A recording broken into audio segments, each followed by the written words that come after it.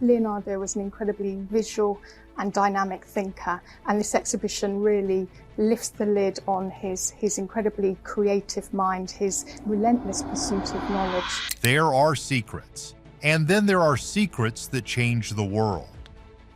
Leonardo da Vinci's Codex Forster. I was thought to have given up all its mysteries long ago, but when a powerful off-limits AI performed a deep-level scan of its pages, it uncovered a startling truth. Da Vinci didn't just design flying machines and tanks, he drew the schematics for a self-aware mechanical intelligence. This wasn't just a plan, the AI simulation shows it works. Now the question isn't just how did he know, but what was he trying to warn us about? The algorithm that broke the code. For over 500 years, one of Leonardo da Vinci's most cryptic notebooks, the Codex Forster, sat protected, its secrets locked away in faded brown ink.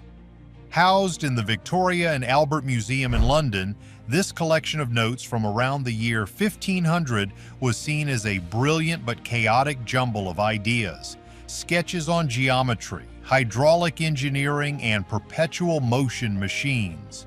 But now, artificial intelligence has done the unthinkable.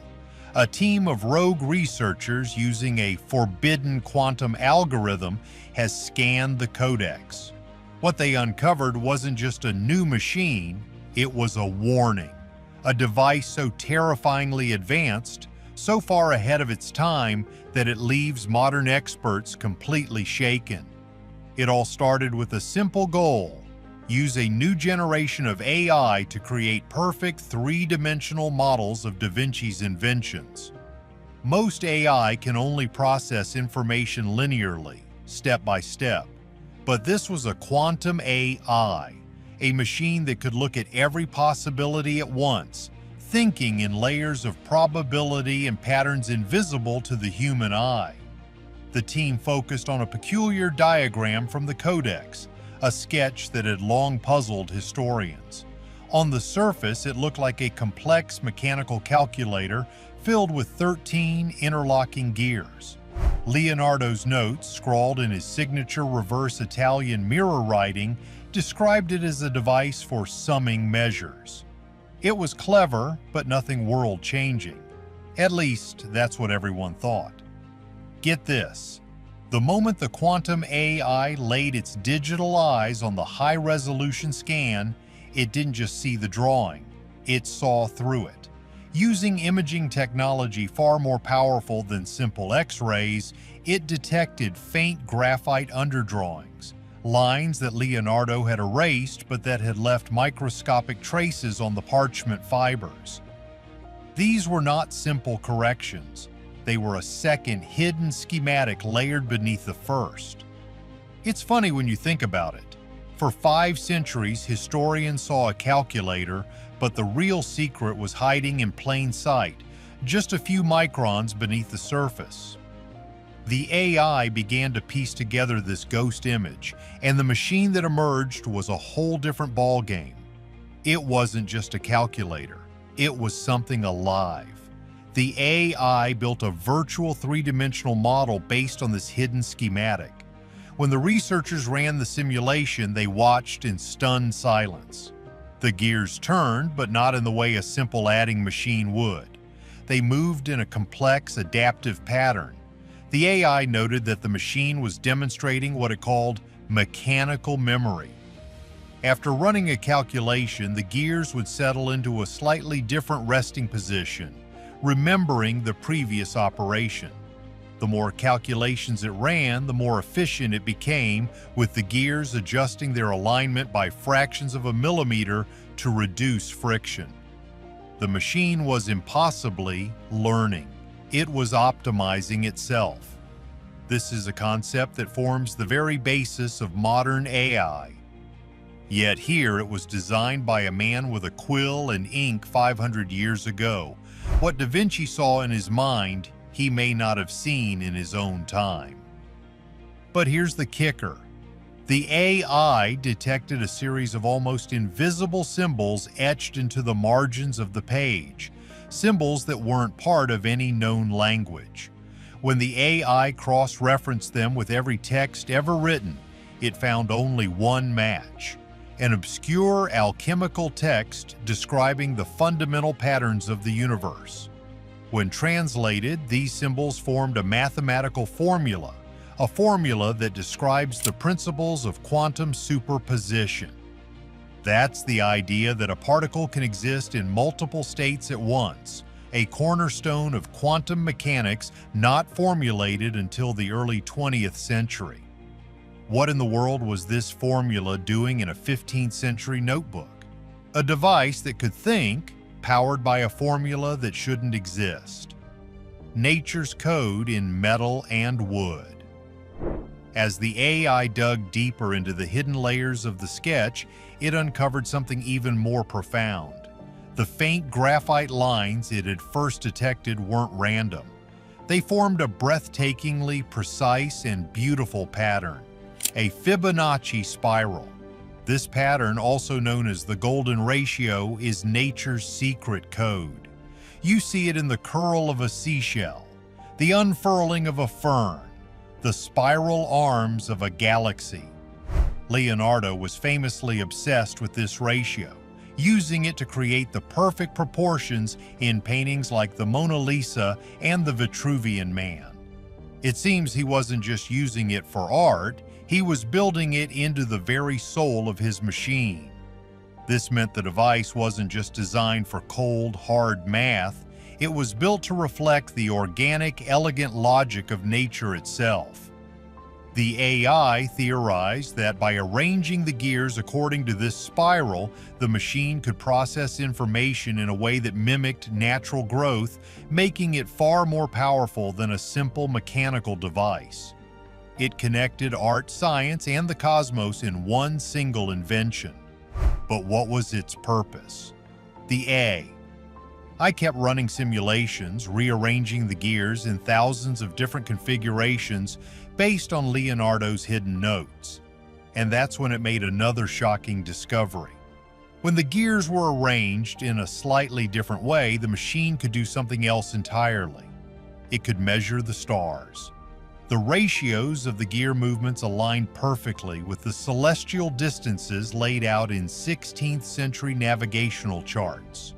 One gear in particular, the mysterious 13th wheel that had no obvious mathematical function, turned out to be the key. Its rotation cycle was 29.5 days. Believe it or not, that's the precise length of a lunar cycle, the time it takes the moon to orbit the Earth. This machine wasn't just a calculator, it was a mechanical star map, an astronomical clock, a navigation device for charting the heavens. And if that wasn't mind-blowing enough, the AI found something personal, something deliberately hidden by the master himself. Using a spectral analysis tool, the AI scanned the entire page for watermarks or chemical inconsistencies in the parchment. It found a faint wavy pattern embedded in the very fibers of the paper. When it enhanced the image, the researchers gasped. It was a face. Specifically, it was the face of Leonardo da Vinci, its proportions perfectly matching his famous self-portrait and the Vitruvian Man. It was a ghostly signature, a watermark of the creator embedded within his creation, waiting centuries to be found by technology he could have only dreamed of. It was as if he was saying, "I am here. Find me." This mechanical brain was a star tracker, a living calculator, and it carried the secret signature of its creator. Da Vinci's unthinkable legacy. Putting all the pieces together, the learning gears, the quantum formula, the celestial map, and the Fibonacci spiral, the AI came to a final, earth-shattering conclusion. This device wasn't just a collection of clever features. It was a complete working mechanical computer. It demonstrated what we now call conditional logic. That means it could make a choice. If one gear turned a certain way, it would trigger a completely different set of movements. That's the fundamental principle of all modern computer programming. If-then statements. It could run loops using its own output as new input to refine its calculations over and over. It had rules. It had logic. It had, in a strange, mechanical way, a mind. This discovery rewrites history. We credit the birth of the computer to people like Charles Babbage and Ada Lovelace in the 1800s. They are celebrated as the father and mother of computing. But this evidence suggests that Leonardo da Vinci had conceived of a programmable machine more than 300 years before them. He wasn't just an artist and an inventor, he was a coder. He had designed the world's first algorithm, not in silicon and electricity, but in wood and brass. The very idea that one person could have this knowledge in the late 1400s is staggering. It's like finding the blueprints for a spaceship in the Dead Sea Scrolls. But Da Vinci added another layer of genius that even modern computer scientists would admire. When the AI analyzed the ergonomics of the machine's design, it noticed something incredible. The arrangement of the gears and the shape of the main turning handle perfectly mimicked the bones and joints of a human hand. Leonardo, the master anatomist who had dissected more than 30 human bodies to understand our inner workings, had applied that knowledge here. He wasn't just building a tool for a person to use, he was building a machine designed to move with the human body, to become an extension of the user. The handle was shaped so the wrist and fingers could power it with maximum efficiency and minimal strain. It was the birth of ergonomic design, a machine made not just by humans, but for them. This wasn't just a box of gears, it was a thinking machine designed to physically connect with its creator. A true fusion of man and machine. The implications are enormous. If Da Vinci understood the principles of computing, what other modern technologies did he secretly map out in his thousands of pages of notes, still waiting to be decoded? For centuries, his notebooks were scattered, sold, and lost. We only have about a third of what he originally wrote. What other secrets were lost to time? He had designed the first computer, but did he ever build it? Why Da Vinci hid his secrets. The existence of a mechanical computer in the year 1500 forces us to look at all of Da Vinci's other inventions in a new light. His famous designs for a helicopter, an armored tank, a diving suit, and a parachute suddenly seem less like fantastical dreams and more like blueprints grounded in a frighteningly advanced understanding of science. For years, historians argued that most of these inventions wouldn't have worked. His armored tank, for example, had a critical design flaw where the gears were set to move the wheels in opposite directions.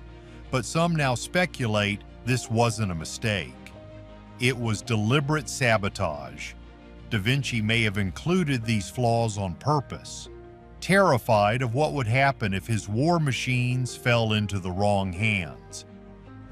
Born in 1452 in the small village of Vinci, Leonardo was an outsider from the start.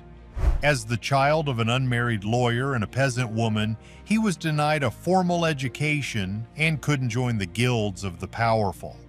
So he taught himself, walking the countryside for years, studying rocks, birds, and the flow of water with an intensity no one had ever seen. His genius was undeniable, but he lived in a dangerous time. The Renaissance was a world of political intrigue, warring city-states, and a powerful church that did not take kindly to ideas that challenged its authority. A man who dissected human bodies in secret and drew machines that could fly was already walking a fine line. Imagine what would have happened if he had unveiled a machine that could think. In an age when people were condemned for heresy for simply suggesting the earth revolved around the sun, a mechanical brain would have been seen as dark magic, an affront to God. Da Vinci was a brilliant man, but he was also a practical one. He understood the world he lived in. It's likely he hid his most radical discoveries, burying them in layers of code, mirror writing, and hidden schematics, leaving a trail of breadcrumbs for a future generation that might one day be ready for them. He wasn't just protecting his ideas, he was protecting himself from being burned at the stake. His notebooks are filled with cryptic phrases and warnings. He wrote about his fear of humanity's destructive nature. After designing his diving suit, he admitted he wouldn't share all the details of its construction for fear that men would use it for evil purposes at the bottom of the sea. It's not a stretch to believe he felt the same way, if not more strongly, about a thinking machine. He had seen the future, and perhaps it scared him. Was Leonardo da Vinci a genius, a time traveler, or something else entirely? Let us know your craziest theory in the comments. Don't forget to like and subscribe for more secrets from history.